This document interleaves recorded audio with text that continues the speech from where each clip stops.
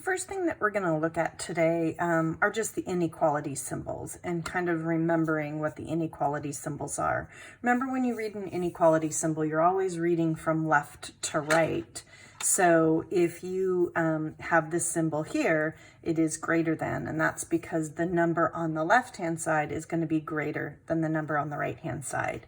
This symbol is greater than or equal to. Remember, we have the little equal sign below it, so that includes the value.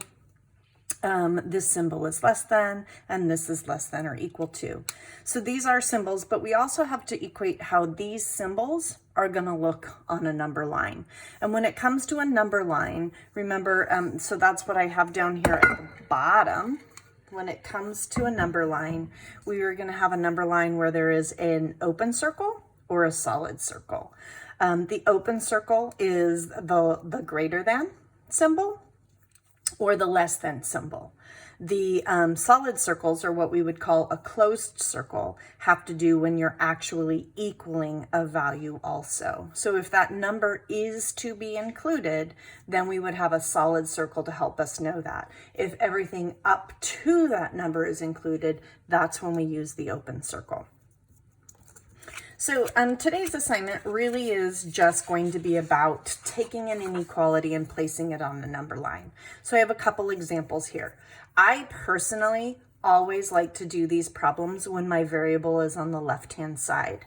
So if I wanted this problem here, which it says 2 is greater than m, well, if 2 is greater than m, that's also saying that m is less than 2. So I personally would rewrite that inequality so it looks like that, because I know that less than 2 means that I'm going to put an open circle on the 2, and everything less, well, less than is everything to the left side of the number line.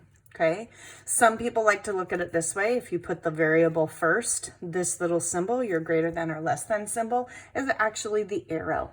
So I want everything pointing in that direction. But remember, that only works if the variable is listed first, okay? So in this problem right here, this says r is less than or equal to 8. Because it's less than or equal, I'm going to put a solid circle at 8, which means I'm going to fill it in. That means everything up to and including 8 is going to work. And we said everything is less than, so we're going to draw our number line over the top.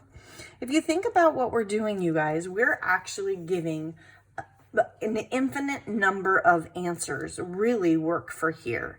And everything that the line is on top of is a solution to the inequality. For example, if I plugged in -8, the line goes over the top of -8.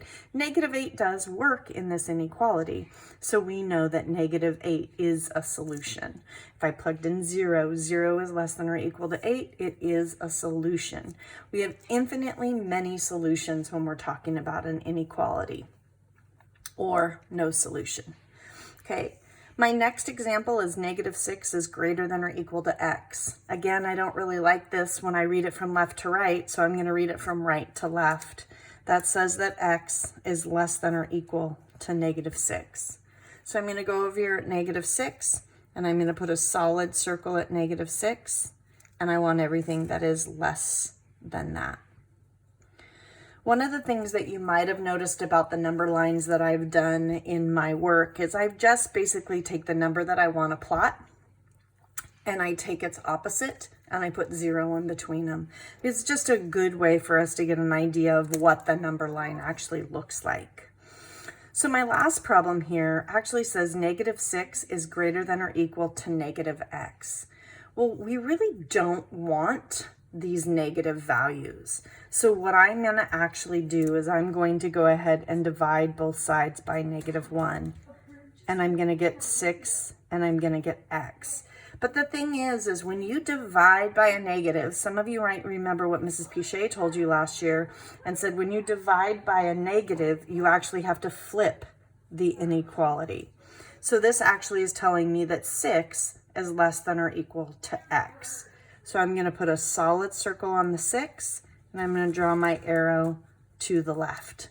It's kind of interesting because I just noticed that every single one of my examples is actually a less than example. If we had an example that was greater than, that means the arrow would be going to the right, or to the right, which is all the numbers that are larger. One of the notes that I have right down here at the bottom is I want you to remember that when we're asking for what is the solution is all numbers that are less than 6, all numbers that are less than -6. And that is infinitely many numbers that we have out there. So if I ask you for how many solutions are there to an inequality, I really am looking for infinitely many solutions. Today's assignment should be pretty straightforward and easy. There are a couple problems that you're probably going to want to change the inequality symbol just a little bit to help you plot those points. When you look at the worksheet, page 1 are all the problems, and page 2 have the answers. I strongly do suggest that you, if you can print it, that would be great. But if you can't print it, just grab a piece of paper and write down these answers. You will need to use this for this week's quiz. Have a great day.